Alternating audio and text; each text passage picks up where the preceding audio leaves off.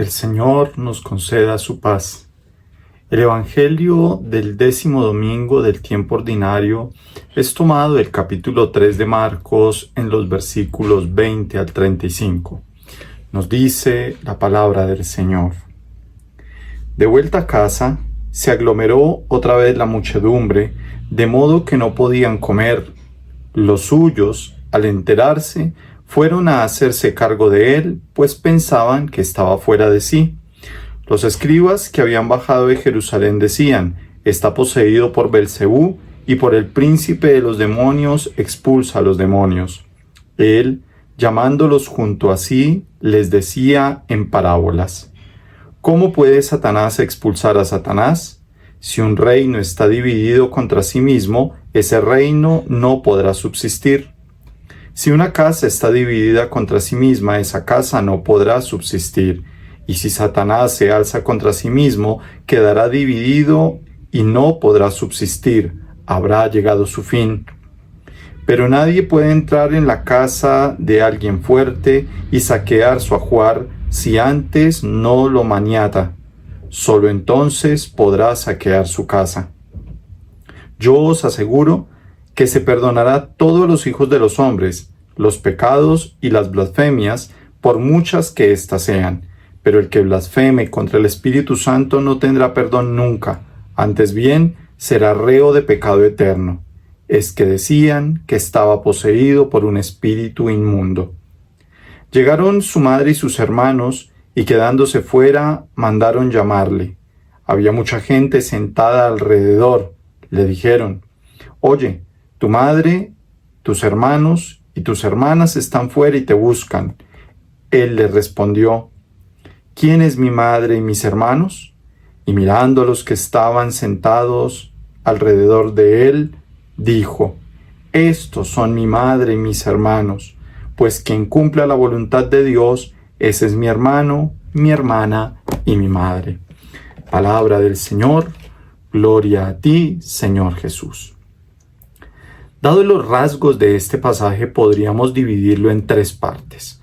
Una primera en los versículos 20-21, la segunda en los versículos 22 al 30 y la tercera de los versículos 31 al 35. Esta técnica es utilizada para enfocar al lector en los versículos 22 al 30 como una estrategia retórica que ayudaría a la interpretación de los pasajes que están antes y después de él. La escena se relacionaría en un primer momento con el tema familiar y discipular, pues en el verso 21 se habla de los suyos, quienes pensaban que Jesús había enloquecido.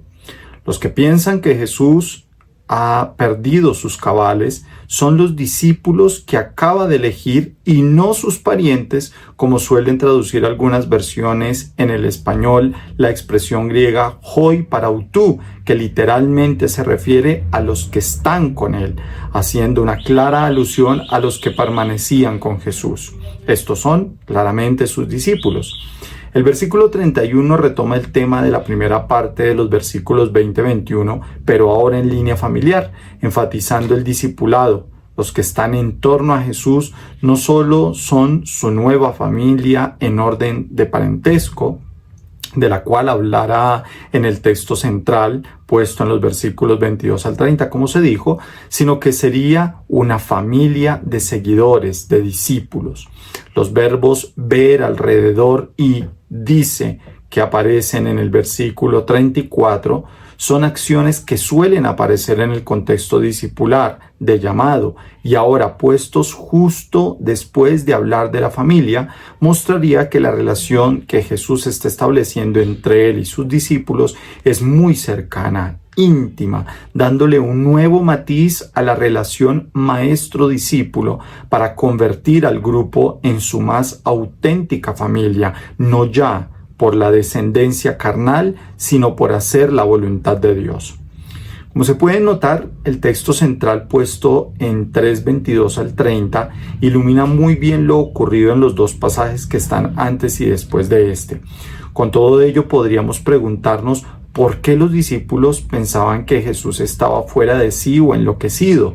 Es probable que pensaran así, si bien no compartían del todo la idea de que tenía Belcebú, sí consideraban que su actuar no era natural, y más aún teniendo en cuenta que en la antigüedad la locura era una forma de demonización. En otras palabras, no había un límite claro entre la posesión y la locura, cuestión que hoy día ha sido en parte superada gracias a los aportes de las diferentes ciencias médicas y sociales. Los discípulos pensaban que Jesús estaba fuera de sí, por tanto que actuaba de manera excéntrica, que había enloquecido. ¿Pero por qué? Hay dos posibilidades de interpretación aquí. La primera de ellas es que en el Antiguo Testamento una persona puede actuar de forma excéntrica al pasar por una experiencia con Dios cuando Él se autorrevela, aunque en el caso de los escribas, estos afirmaban que Jesús actuaba así por tener a Belcebú, que en el contexto de los exorcismos del mismo Evangelio es como decir que Jesús estaba poseído, tal como llega a afirmar Marcos luego en el versículo 30, lo cual fue claramente rechazado de inmediato por el Señor porque su acción está movida por el Espíritu Santo.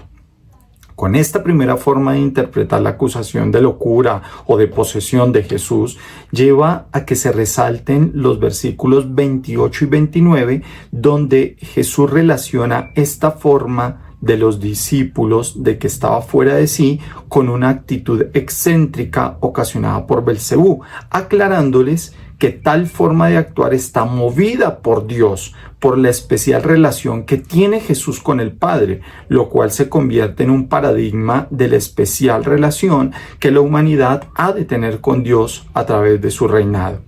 Por tanto, a todos aquellos que hagan la voluntad de Dios, que son la familia de Jesús, les dirán que están fuera de sí, generarán asombro a los demás, no por medio de artimañas, como se puede ver con Simón el Mago en los Hechos de los Apóstoles, sino por la acción de Dios en ellos y por la especial revelación de Dios en Jesucristo. Otra forma de interpretación tiene que ver con el contexto romano de finales del siglo I. Como se dijo, los discípulos piensan que Jesús ha enloquecido, pero no ven que lo que Él hace es realizado por obra del Espíritu Santo que habita en Él, como nos lo enseñó Marcos en la escena del bautismo de Jesús, y también por la especial relación que tiene con Dios, quien se ha revelado como su Padre al llamarlo Hijo amado también en esa misma escena. Es muy probable que lo que muestra el texto tenga su contexto en las comunidades del siglo I que se reunían en casas cuyos miembros eran cuestionados por actuar de manera irreverente.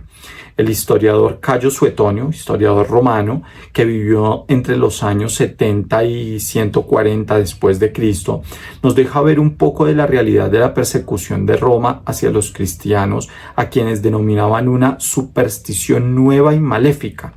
Las prácticas supersticiosas se relacionaban con la magia, de la cual acusaban tanto a los paganos como a los cristianos, y con esta denominación se solían referir a todo aquello que se contraponía a lo racional, por lo que la magia era vista como una especie de locura. Dentro de estas prácticas mágicas, entre comillas, estaban los exorcismos o expulsión de demonios, del cual tenemos testimonios en los escritos bíblicos, en fuentes romanas y en la literatura cristiana de los siglos I al IV más o menos, o como mínimo.